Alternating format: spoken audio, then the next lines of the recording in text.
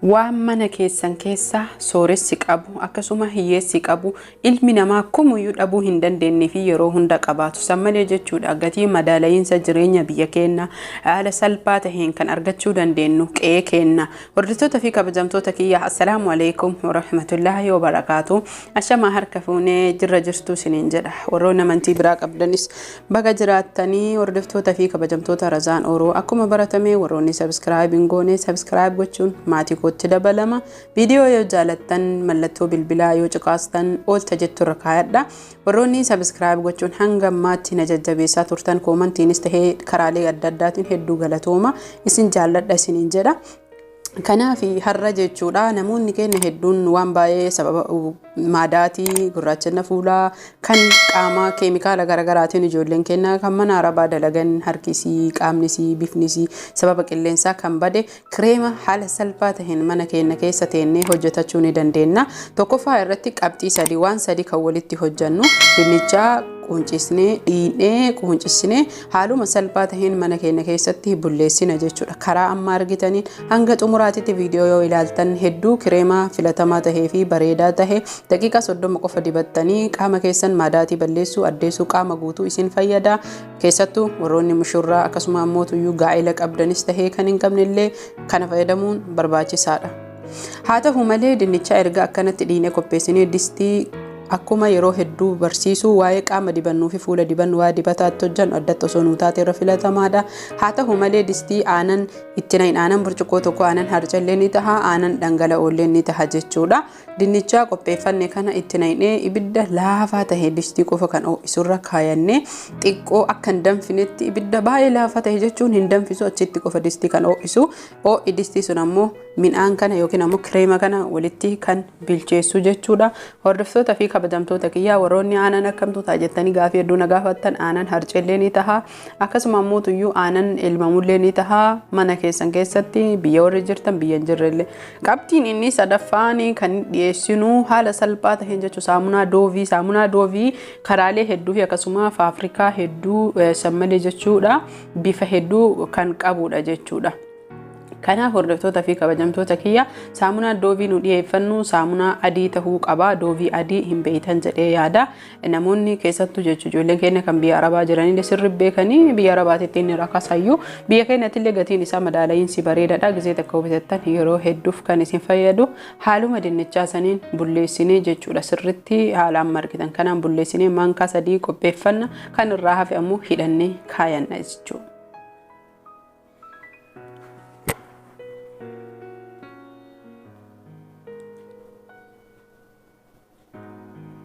Haaluma amma argitan kana maankaa sadii erga qopheeffannee daakkannee jenne maal akka goonu hanga xumuraatti kan ofii kenna wal wajjiin viidiyoo hojjannee xumurree fayyadamnuudha. Asirratti kan isinii ibsuu qabu waan hordoftoota fi kabajamtoota kiyya namoonni keenya akkaataa itti dalagamu viidiyoo osoo hin xumuriin kan gaafii deebi'anii si gaafatan akkamitti hojjanna jalqaba qofa laalanii akkamitti hojjanna kan jedhanii haala amma argitaniin dinnichaa fi aanan kunoo ibidda osoo jala daballee hin danfa waan ta'eef ibidda jala dabaluu hin qabnu haala laafaa ibidda laafaa taheen akkamitti isinii ibsuu danda'a. Haala laala qabannaa distii qabannaa qabu qabannaan isaa osoo hin ho'in distiin qofti ho'itee ho'isuun kireema kana saamuun dhiifamaa dinnichaa fi aanan kana walitti bilcheessa jechuudha. Kireematti jijjiiruu fi waan takka takka nu gaafata arjee boqqolloo nu gaafata saamunaa doovii nu gaafata aananii fi dinnichaa qofa osoo hin tahini sammalee osoo danda'amee maashinaa yookiin ammoo tuyyuu ijoolleen biyya arabaa jirtan gaafii kana irra caala nama biyya arabaa ture khallaaxaa jechuudha kan waadaa qulqulluu kan tahe kan cuunfaa wantoota dhugaatii garaagaraa maangoo akkasuma ammoo tuyyuu waan xixiqqaa daddaaku jechuudha akkasuma ammoo muuzii aappilii wantoota akkanaa daaku kan osoo qabaannee mana keenya keessatti barbaachisaadha. Yoon qabaannellee inshaallahu ta'ala haaluma taheen karama taheen walumaan kan hojjannee ilaalloo taha. Booda sanii saamunicha keenya finnee itti naqna jechuudha. Dinnichaa fi aanan erga xiqqoo bilcheessine daqiiqaa meeqa bilcheessine warri jettanii fi daqiiqaa 10 gahaadha. Ibidda laafaa tahuu qaba. Ibidda guddaa yoo ta'e hin bilchaatullee bilaashatti aanan qofti jigee gubatee dhumata. Ibidda laafaa irratti daqiiqaa 10 laafaa osoo hin jedhu baay'ee laafaa isa kan harka irra doo qabatanii harka isin gubne ta'uu qaba ibiddi. Booda sanii warri kallaataa hin qabne yookiin maashina daakuu garagaraa daayituu garagaraa hin qabne haala kanaan sirriitti waliin dhoyitanii waliin gahattan jechuudha. Akka saamunaan sun bullaa'uu fi akkasuma dinnichaan affeelame bilchaate kun bullaa'ee gara kireemaa jijjiiramu. Immoo warri maashina qabdan maashina keessanitti nayitanii daayitanii booda sanii distitti deebistanii qabxii itti aanu hanga xumuraatitti wal wajjin ilaaluu daayinii geessine.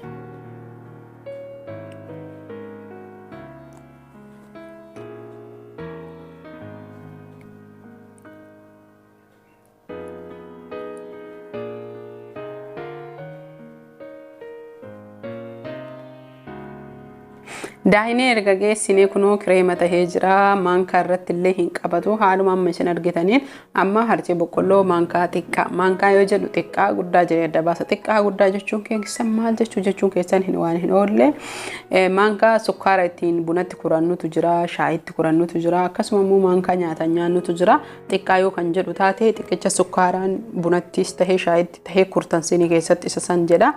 Amma midhaan kana kireema kana dhiifa manaaf galchaa isiniin jedha distii maree fi sanitti deebisna jechuudha.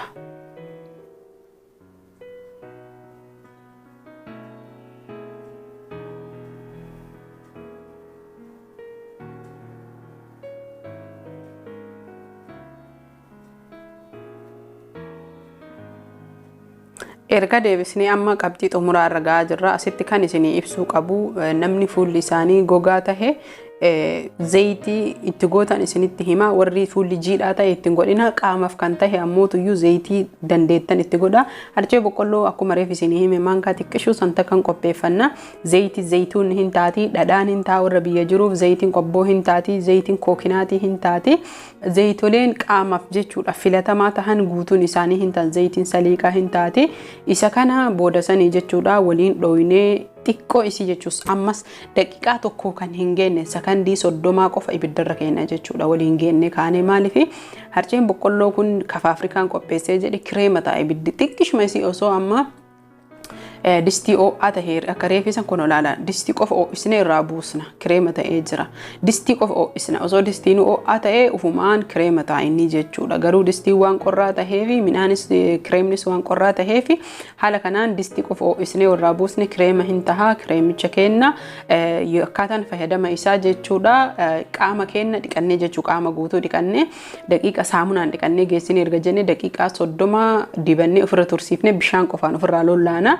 Booda sanii dibata yoo barbaadan hin dibattanii yoo dhiistanis ka qaamaa jechuun nu zayitii waan qabuuf dibata isin hin barbaachisu.